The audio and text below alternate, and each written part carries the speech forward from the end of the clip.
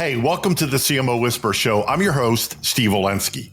Part marketing practitioner, part ad agency veteran, part journalist. I was a writer for Forbes for 10 years. I've had so many insightful conversations over the years with business leaders, to athletes, to celebrities, to, of course, CMOs. The only difference now is instead of sharing those insights through written form, I'm doing it this way. My guest this week is Jason John, a seasoned marketing leader and entrepreneur who spent his career at the crossroads of culture and digital innovation. Jason has worn the CMO hat at 1-800-Flowers and Publishers Clearinghouse and held senior marketing roles at some of the most iconic names in retail, including J.Crew and Martha Stewart, where he drove large-scale digital transformation and customer growth. He was also at Gilt Groupe during the heyday of flash sales, helping fuel triple-digit growth and one of the first scaled e-commerce apps. And because that wasn't enough, Jason recently launched True North Group, a venture that brings together brands, athletes, and communities through premium live experiences and cause-driven partnerships. Known for blending data, creativity, and cultural insight, Jason is passionate about harnessing AI, performance marketing, and purpose-driven storytelling to build movements, not just campaigns. Jason, my brother, welcome to the show.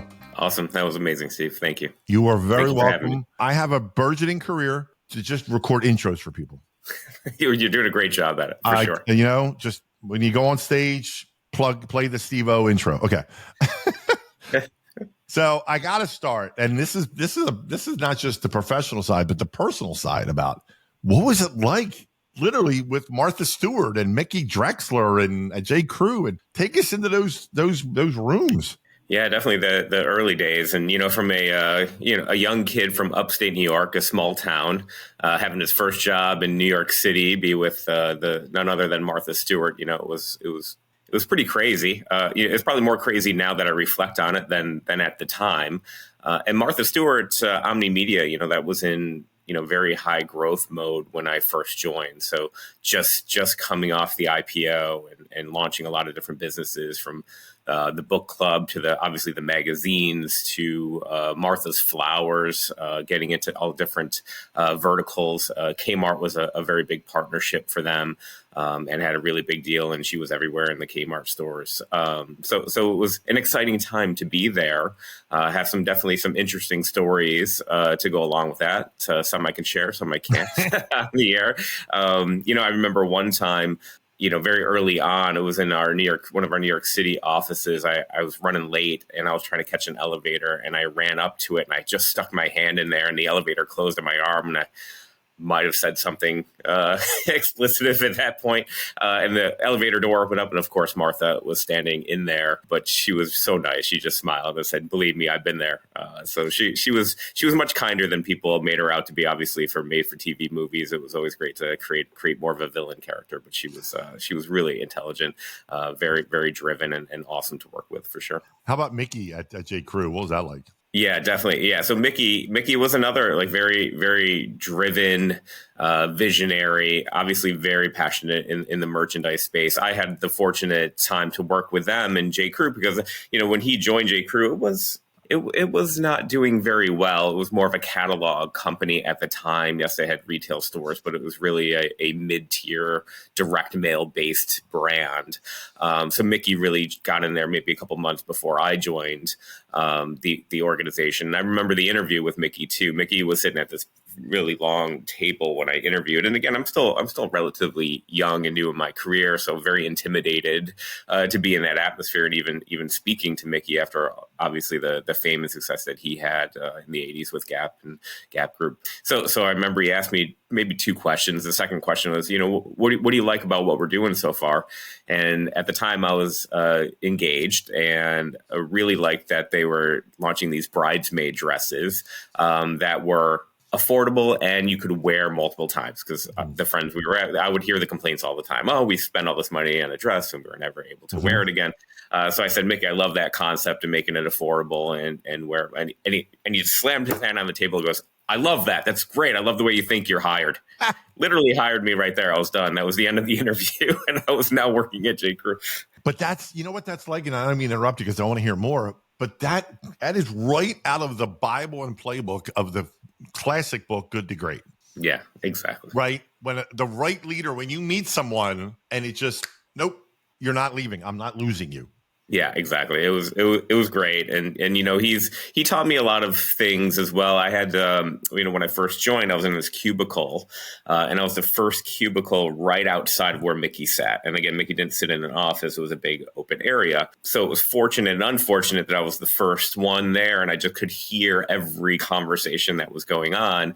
And obviously, he was very passionate when he spoke, and I did get to pick up, even though I had work to do, I had to block it out sometimes. We didn't have the big, like my daughters now have these giant, headphones that you can't communicate with them if you try. At the time you just had to rough it and kind of block it out on your own. And he taught me a lot about organizations and keeping them more flat. And basically, if you want to have more of a say in what the output is and the end product to the consumer, you can't have 15 layers in your organization before your ideas and concepts get there. So he was very passionate, about keeping that hierarchy at a minimum. And I think that stuck with me from a leadership trait. But, he was very open and transparent. He would go to stores, patch in live. So we had this live intercom. And again, this is back in the day where you're in the office 5 days a week. We had this intercom throughout the office, which at that point was a great thing because he would be at a store, he'd be talking to a store manager, just asking, hey, what are the customers saying about, what they're seeing in the store today or our new fall offerings? And, the store manager would jump on and just say, hey, here's the feedback we're getting. Just so we're all in touch with the product, all in touch with what the consumer is thinking and saying in real time. Yeah. We didn't have to launch research projects for 4 months to figure it out. Like Mickey was going from store to store, patching in store managers, so we could all hear what was going on. I just thought that level of transparency and sort of passion about the product was something that really stuck with me through the years. So that was great. Now, on the flip side, the bad side was, when he needed to talk to you about something, he would yell at you through the intercom to come down to the office. So you felt like you were 10 years old and the principal was calling again. But, pros and cons with everything. But it was really a great experience. I can commiserate, my friend. And it's part of the, coming up the ranks, if you will. Definitely. So you went through highs and lows, man, right? You're with the Martha Stewart, but then that downturn, right? Yeah, you guys, you might have seen some Netflix specials on that. Yeah, I was there during that time period, and it was crazy because I said, the company itself was really fun to work at the time because they were doing so many cool things. Launching even the Everyday magazine, trying to get a little bit more in touch with an everyday need of the consumer for recipes and things of that nature, to launching new businesses like Martha's Flowers. So when that issue happened, the company definitely took a turn. And again, that was a really good life lesson. Like, there's nothing guaranteed in life. A lot of things external to the business can impact the business.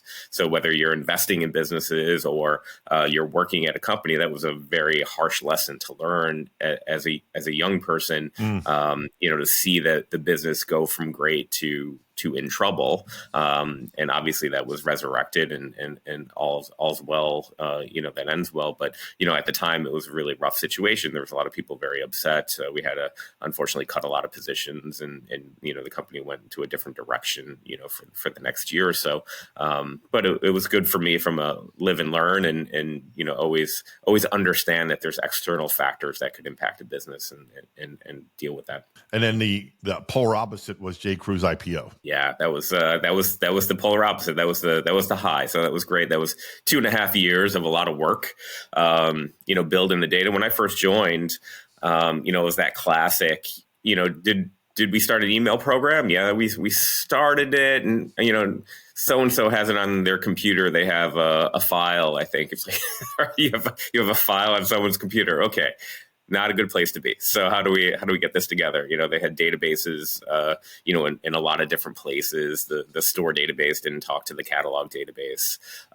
So getting that fundamental data story, it sounds easy and it's easy to talk about in hindsight, but it's a lot of work to build all of that. Especially tying in the POS systems with a new online channel, with an older school direct mail, mainframe AS400 type of back end. So it was an interesting time to build that. Launched really the websites. Launched J.Crew Factory.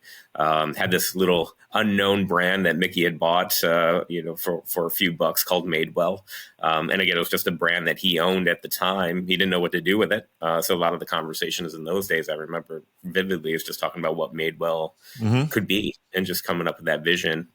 So it was an amazing adventure around, just those fundamental building blocks of data and how important it is to grow a business and a brand to, hey, what's the vision of the brand and the storytelling? How does that all come together? How does J.Crew go from a mid-level catalog brand to a luxury retail brand? Yeah. And just building all the back-end systems that drive that, as well as all the storytelling that sits on top of it. So sort of bottoms up, top down.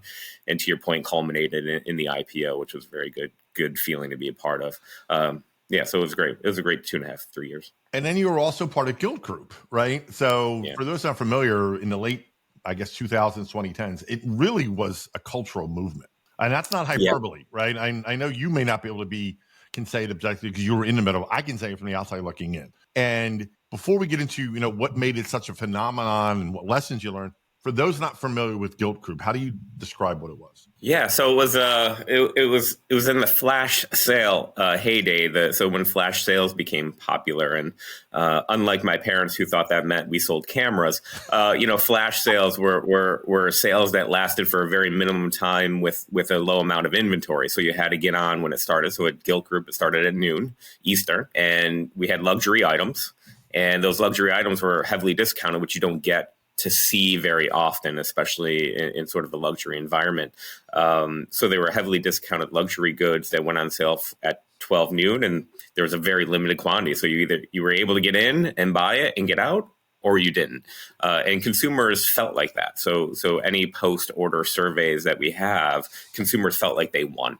So it was one of the first real gamifications of e-commerce, probably since eBay. I think eBay was probably, one of the first to gamify sort of that bidding and winning shopping experience. But Gilt really took it to another level with sort of the flash sale concept. And that's really what you had suggested, tied into from a cultural perspective. It was great. Making luxury accessible and then also gamifying it to make people feel like they won something when they got it. What are some lessons that marketers even can apply today from that? I think, definitely, something we can probably, speak to even with the rise of AI, as well is just, I hear a lot about storytelling. People overuse that word, especially in this past couple of years. I hear it all the time about storytelling and brand storytelling. Well, the story doesn't mean anything if it doesn't resonate in the culture, right? And I think Gilt really taught me that if you can become part of the culture and what's happening, or a cultural movement that's happening,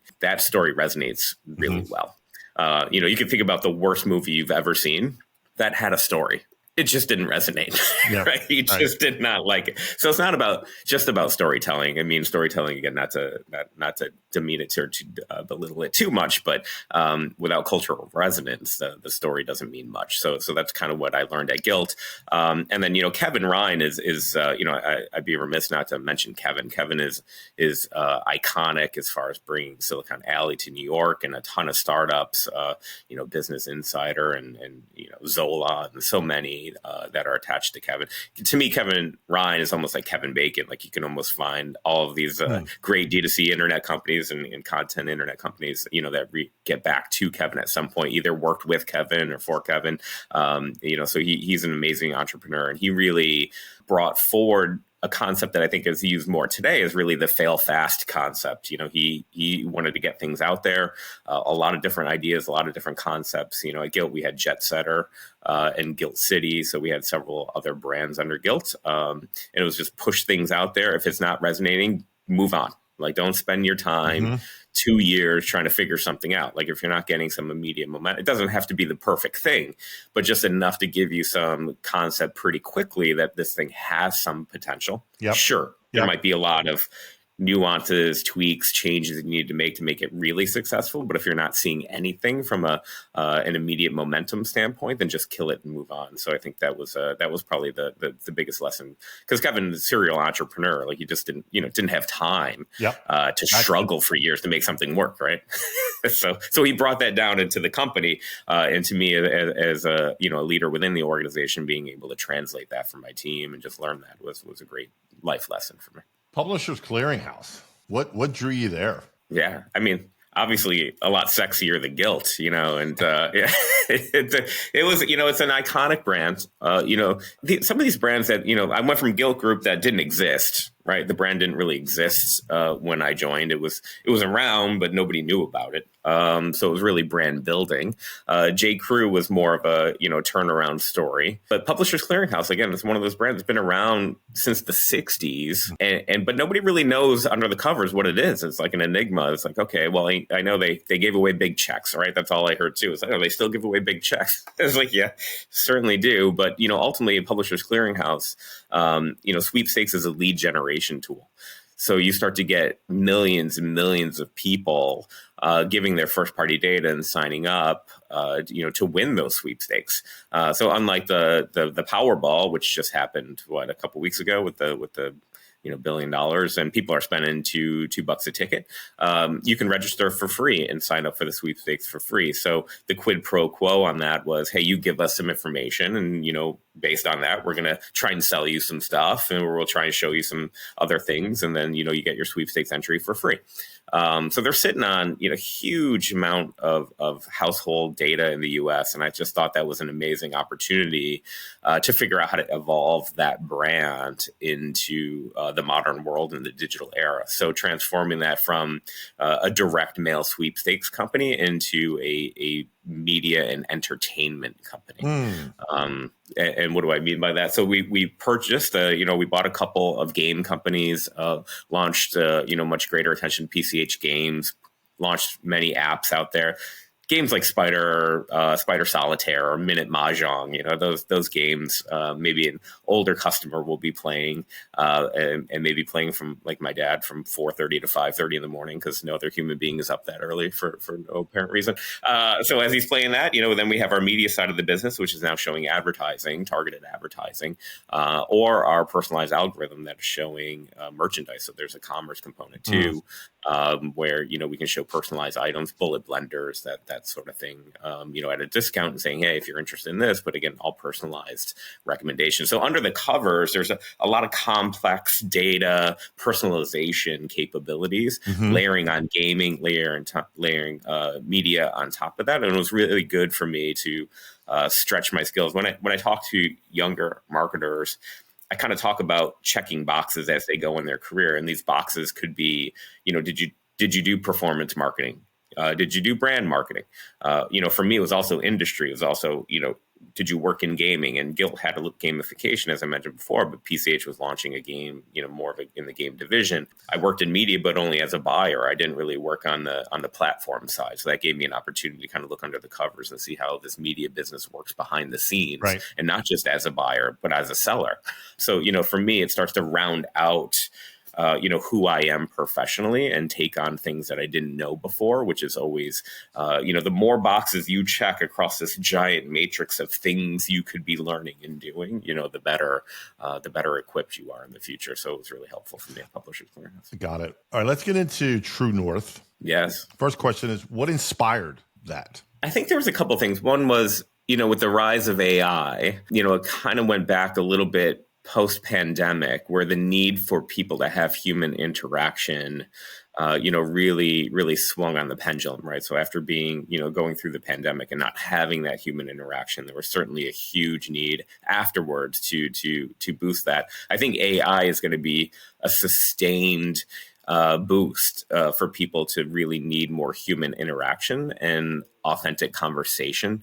If you think about, for me, I just watched a video about, Bigfoot was talking to me about his day and going through the woods, seemed pretty damn realistic to me, so it was like one of those things where it's like, okay, well, how are people really going to get to understand the real conversations from fake conversations, or try to get some sort of guidance, as they move forward? And I think live experiences is the place where they're going to see that. So I was very inspired to do that. And then secondly, having purpose, and supporting purpose-led organizations, nonprofits, organizations that are trying to do good. Like, it's not just about making money and capitalism all the time. So how do I help partner with an organization that's going to be able to bring that forward. So I think, True North kind of combined those two things, the live experiences and purpose-led organization. So that was the inspiration behind launching. Where's the athletes come in? Why? Yep. Why that?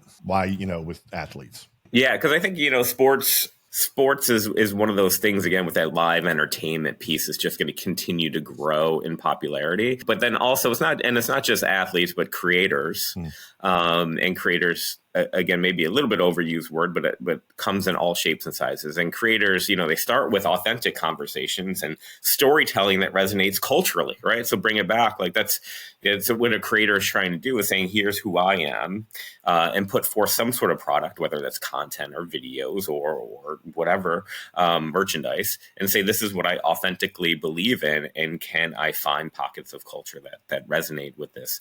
So I think that's, a component where getting those creators and athletes involved, they're going to have their storytelling and their authenticity in many different areas. They just, from on the field to off the field now. Yeah. What are you passionate about? What charitable organizations are you passionate about? What, is there certain merchandises, from anywhere from, baseball hats, the sneakers, to whatever it is, you need a platform to express that creativity. Yeah. And again, that goes from podcasters and amazing people like yourself to, a professional athlete that's, coming off the field and trying to do a second career, after the field. So I think that's where, we can help and resonate and be that platform, from a creative perspective. There's a ton of similar. I mean, I've written back to my Forbes days about the lines between sports and business and marketing, and also leadership, which is what I want to get into with you next. And you've worked with a lot of different leaders, right? And my first question is, how would you say all those leaders have shaped your own style? Good and bad, right? Because, you take the good with the bad. Yeah, definitely. And we touched a little bit on it, but it's completely different styles, which is great. And I think you learn from everybody. You learn what to do and what not to do, right? Even parents, you learn what to do and what not to do when you're a parent, and the same with the leaders that I've experienced through my career, certain things that I really enjoyed, certain things I did not. I'm also grew up in a military household. My dad was in the military. So a lot of the leadership styles, especially early in my career, were sort of shaped in that linear, progressive style, sort of the climbing the ladder, putting in your dues, very regimented, very specific, certain work ethic, being in the office 24/7, being available. The work-life balance piece didn't quite mean as much in those days, but as the world's gone through a lot of changes and other generations coming up, I just don't know if that same leadership style holds water. So as I continue to learn every day and shape my leadership style. My two daughters have helped me quite a bit, believe it or not, being teenagers, and just trying to be more open and in touch with younger generations, how they think, how they work, how they act, and then modifying. I think a mistake a lot of leaders make is just not modifying their style and making everybody change around them. It works in some cases and maybe in certain things, but in other ways, I think you're just getting out of touch. Yeah. And all of a sudden the corner office is looked at as a negative, and you're not really inspiring your teams anymore. And to me, you have to inspire first and foremost. You have to lead by example. I mean, those are things that are core that I take with me.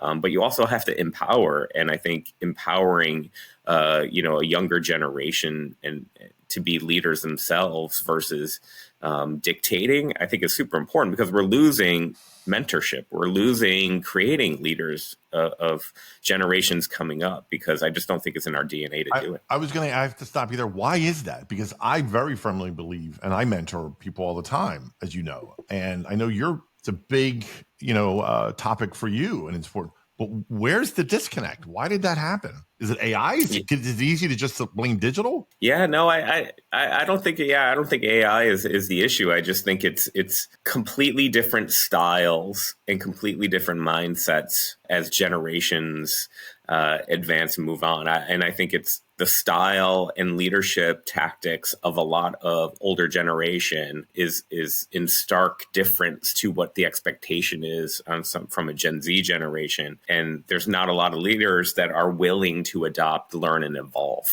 It's just like an artist, like you see artists that can evolve and they have staying power and they're here for decades putting on new music. But there are others that fade in and fade out. And some of it is about evolution and can you evolve and stay relevant? And again, it kind of goes back to our culture conversation. Can you stay relevant? Because there's the internal culture and business culture and marketing culture. And like, can you be a leader of that culture, or do you not? And you choose not to lean in and not evolve. And I think that's the killer right there. It's just the lack of evolving. It's a very similar, again, sports world overlap. I was talking to a friend of mine the other day and about how the best in sports, not players necessarily, but coaches, the ones who last are the ones who adapt. Because the game changes, literally. And it's no different. Yeah, exactly. Yeah, you see some of the coaches, and I love that analogy, that get spotlight. They have such a great player relationship. Mm-hmm. And again, it doesn't mean they coddle two players, right? It just means they understand. And understanding also knows when to be strict. It knows when you need to have a heavier hand in the dictatorship part of it. And then you also know when to ease up and not have that. So it's really great to see, great leaders evolve like that in their skill sets. I think the other piece is you don't want to create an environment where, and I see this all the time, through social media, it's like all these memes and reels about, it's Monday and it's hump day, right? It's, oh God, it's hump day. Thank God. It's like Friday. Oh, thank God it's Friday. So like you're wishing your week away, right? It's like Mondays are the worst, it's like, that's not a good way to have your office culture, is when there's this anxiety on Sunday night. I read that recently too. It's just, that your impact on culture is the feeling of your team on a Sunday night. Yep. Right. And I think that is super important. And I just, I think back when I was younger, I cannot tell you the anxiety I had on Sunday nights because, it was just a high bar of always on expectation and very little to no wiggle room for mistake or error. And it was that regimented approach that I dealt with. Been there, done that. It's the worst feeling in the world. And I don't wish it on anyone. And as a leader, we have responsibilities to make sure that does not happen. Yeah, exactly. Yeah, I agree. And, it doesn't mean coddling. No. It just means understanding and Exactly. Inspiring and empowering. Those are the terms that I like to use. And, the biggest success for me is when, and I do get this a lot. I don't undervalue it. I certainly appreciate it. A lot of former either employees or people that weren't necessarily on my team, reach out to me with questions or needing of assistance. The fact that, they think of me in that regard to be able to call and say, hey, can you give me some advice on this? Or, I was thinking about doing this in my career. What do you think? Or I'm having trouble at work because of X, Y, and Z. Can you let me know? To me, that's the greatest testament of success. I don't care what the titles were and all the brands I work for, amazing and great. But the biggest success I've had is being able to be a mentor and somebody that stays in your life. I recently had somebody who's like, they reached out to me. They're like, would you mind if I used you as a reference? I'm like, you should never ask me that. I'm so transparent, about our relationship and how I hold you in high regard that you never have to ask that question. But it's sweet that they did. But that's a great accomplishment and really the true definition of success for me. All right, let's get into some. I've been waiting to the end, not the very end, because the very end we do some fun, but. You're the perfect person to ask this question about not just AI, but where does Jason John see AI when it comes to commerce over the next 5 years? Yeah, that's great. I think the one thing I want to dispel sort of the myth right now, there's a huge FOBO movement happening. Are you familiar with FOBO, Steve? I am, but please elaborate for those who are not. Sure. Fear of being obsolete. Mm-hmm. I think that is the number one thing that I hear. Are we being replaced? Will I have a job in 6 months? It is, and it's a valid fear. And every new technology through the dawn of time spread this fear. Like the Industrial Revolution gave a lot of people anxiety about job creation, right? And I happen to live through the creation and growth of this thing called the internet, which, I tell my kids all the time, is like they didn't even have any internet businesses. So there's no way in college I could have known what my career would have looked like. So don't get so much anxiety on yours. But this fear of being obsolete, I don't see it. I think you need to evolve, or you might be obsolete, right? But there's an opportunity to evolve with it. I've never worked at a company where the number one problem is that they had too many resources. I've never had a CEO come to me and say, listen, you guys are launching too many projects too quickly. Can you just slow it down a little bit? Can you just back it down? It's too much. We're making too much money with all these projects.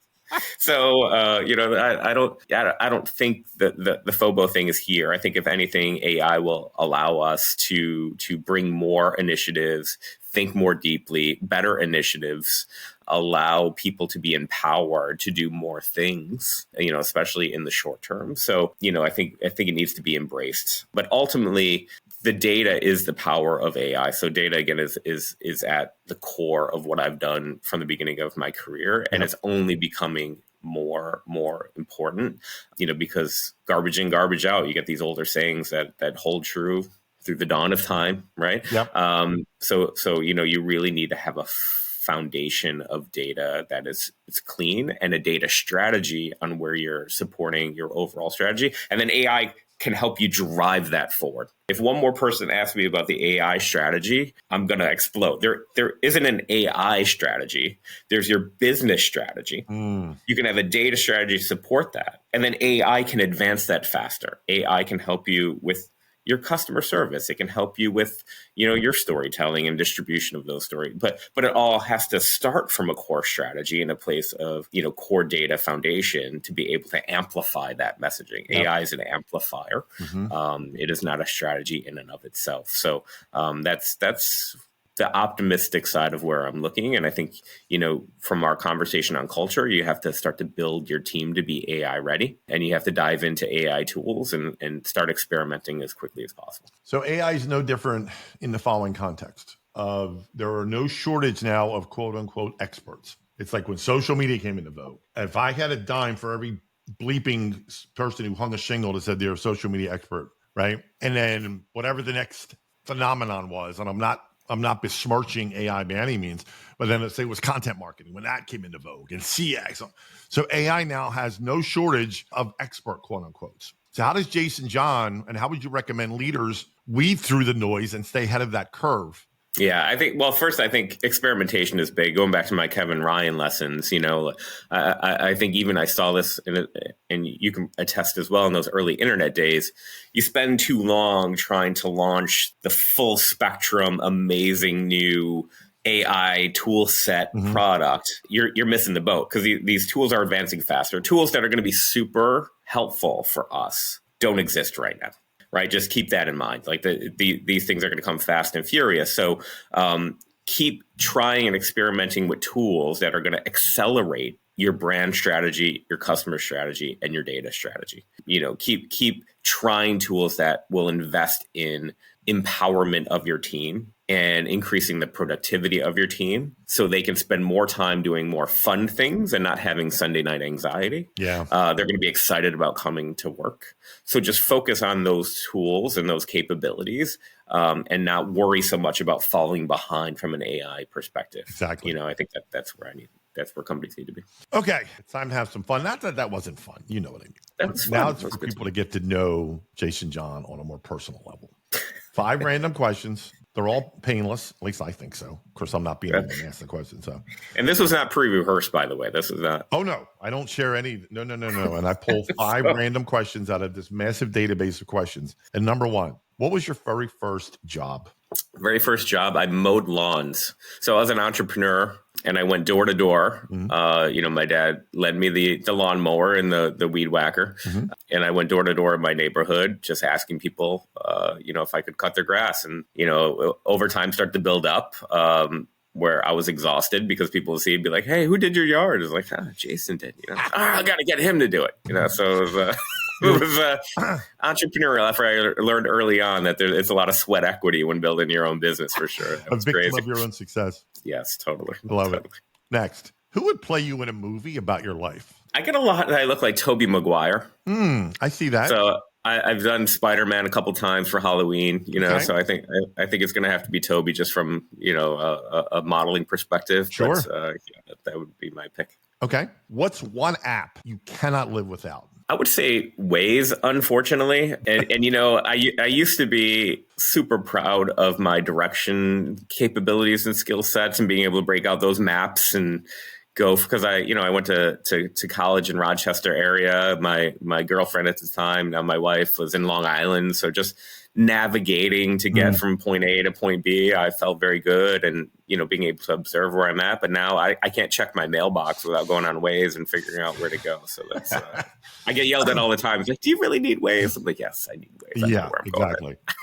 All right, if I come to you and say, I'm going to give you the stage to give a TED Talk tomorrow, but it cannot be about marketing, business, leadership, advertising, what are you going to talk about? Wow. I would probably say, maybe this sounds lame, but the importance of music. Okay. I really fundamentally believe that, music is key to healing and get somebody that it's pure joy, right? Like if you find and explore music in different ways, and I've even picked up a guitar, and I'm horrible at it, but I can tell you that when nobody's in the house, because nobody wants to hear me plucking on that thing, just trying to get through some chords and some songs, like, it's very therapeutic. So it's probably about music and how that adds sort of level of therapy, or more broadly, finding your own therapy and being able to explore that. Okay, final question. And I did not, folks, we did not rehearse this. This is the last question. Oh, geez. What's your walk-up? Wait, you're breaking up, Steve. I'm sorry. I can't hear you. Yeah. No, I'm just kidding. No, it's about music. I didn't make this up. Get out of here. Are you serious? Listen, what's your walk-up song when you're stepping onto a stage? I got to say right now, I'm a huge Pearl Jam fan, so I should probably pick a Pearl Jam song. But in this current moment today, as you caught me, for some reason, Seven Nation Army has been just in my head. So I'm going to have to go with that one. I think it's a pretty big energy, marching up song, like empowerment. I think it's a great song to come up to. So that'll be my pick. Okay. Well, I still love Pearl Jam. If you're listening, Eddie, I love you. I'm sorry I didn't pick a Pearl Jam song. I think we'll get over it. Yeah. It'll take time. Exactly. Well, listen, Jason, John, thank you so much for your time. Where can folks learn about True North, by the way? Yeah, you can go to truenorthx.com. Again, it's infancy stages, so we'll definitely have an event in your area soon. So love to get some marketers out there to take a look at it for sure. Awesome. Thank you, my friend, for coming on. I really appreciate it. Thank you, Steve. Appreciate it. Take care. Well, that wraps up another episode of the CMO Whisperer Show. I hope you shared this episode with your friends. And if you have not already, please subscribe to be kept up to date on all the latest episodes. And if you're so inclined, leave me a review on your favorite podcast platform. Thank you.